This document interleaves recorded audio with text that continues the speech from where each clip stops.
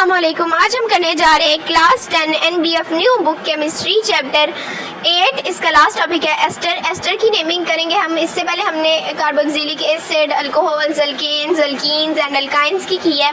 वो बहुत इजी थी। इसकी थोड़ी सी ट्रिकी है लेकिन फिर भी हम कर लेते हैं। पहले तो इस एस्टर जो है ये बनता कैसे है इन्होंने ये बताया हुआ है। अब एस्टर जो कंपाउंड होता है ना RCOOR, इसको हम कहते हैं एस्टर, यानी C डबल बॉन्ड O है और फिर उस C के साथ एक और O का बॉन्ड है, एक और यानी O है और उसकी दोनों साइड पे R आ रहा है, यानी कार्बन की चेन है। R कार्बन चेन होती है चाहे वो फिर जितनी भी लंबी हो। ये सिंपल सा इसका स्ट्रक्चर सा होता है। अब ये बनता कैसे है, जब कार्बोक्सिलिक एसिड अल्कोहल के साथ रिएक्ट करता है तो उसके रिजल्ट में ये एस्टर बनता है और साथ वाटर रिलीज होता है। इसको एस्टरिफिकेशन कहते हैं, लेकिन अभी इसके बारे में आपकी बुक में नहीं है। अब सिंपल जो है ना R तो हमने बताया था कार्बन चेन होती है, COOH ये हमारे पास कार्बोक्सिलिक एसिड होता है, उसका फंक्शनल ग्रुप होता है और OH हमारे पास अल्कोहल का होता है। और यहाँ पर इन्होंने नीचे एथानोइक एसिड यानी 2 कार्बन है हमारे पास, तो इसलिए ये एथ हम यूज़ करेंगे और COOH है। तो यहाँ से हमें पता चल रहा है कि ये कार्बोक्सिलिक एसिड का फंक्शनल ग्रुप है, तो ये हम ओइक एसिड लगाएंगे इसके एंड में, तो ये एथानोइक एसिड। और उसके बाद मेथानोल।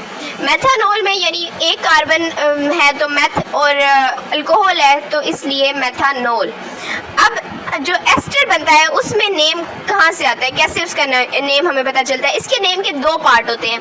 पहला पार्ट जो है हमें उस बारे में बताता है कि ये जो अल्काइल ग्रुप इसके साथ अटैच है, यानी alkyl group CH3 alkyl group है, क्योंकि CH4 अल्केन होती है तो अल्केन में से एक रिमूव करें तो वो CH3 अल्काइल बन जाता है।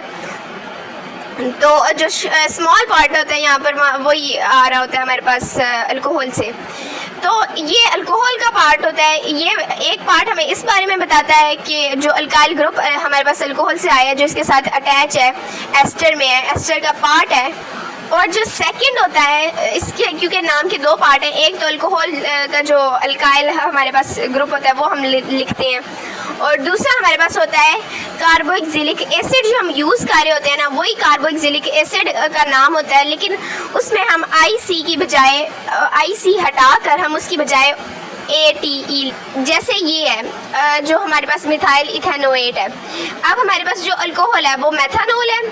अब अल्कोहल से हमारे पास पार्ट आया CH3 क्योंकि हमें पता है अल्काइल है। CH4 में से एक H रिमूव करें तो मीथेन में से यानी एक H रिमूव करें तो हमारे पास मिथाइल आ जाती है। तो मिथाइल ये हमने फर्स्ट पार्ट बता दिया जो अल्काइल ग्रुप है अल्कोहल का। और दूसरा पार्ट हमने बोला था कि जो हम एसिड यूज़ कर रहे हैं एथानोइक एसिड यूज़ कर रहे हैं तो हम एथानोइक एसिड की बजाय इथानोइक में से IC हटाकर 8 लगा देंगे ATE। और एसिड तो जाहिर सी बात है लिखेंगे नहीं क्योंकि ये एसिड नहीं है, ये एस्टर है, तो इथेनोएट बन जाएगा। और हमें पता चल रहा है कि एक तो मिथाइल हमने लिख दिया है वो अल्कोहल से हमारे पास आया, उसके अलावा 2 कार्बन है तो इथेनोएट, 2 कार्बन इस एस्टर में है ना तो इथेनोएट। और उसके बाद जो वाटर है H2O, इसके बारे में तो आपको पहले ही पता है। इसके अलावा यहाँ पर इन्होंने शुरू की लाइंस में दिया हुआ है कि ये रिएक्शन जो हमने एस्टर बनाया है इसमें हम sulphuric acid as a catalyst use करते हैं। ये भी वैसे तो इतनी इम्पॉर्टेंट चीज़ नहीं है, लेकिन वैसे अगर आपने एक एक्स्ट्रा लिखनी हो शॉर्ट क्वेश्चन वगैरह में आ जाए तो उसके लिए आप कर सकते हैं। अब मिलते हैं नेक्स्ट वीडियो में, तब तक के लिए अल्लाह हाफिज़। मेरी वीडियो अच्छी लगी हो तो चैनल को सब्सक्राइब करें और वीडियो को लाइक करें। मिलते हैं नेक्स्ट वीडियो में इंशाल्लाह, तब तक के लिए अल्लाह हाफिज़।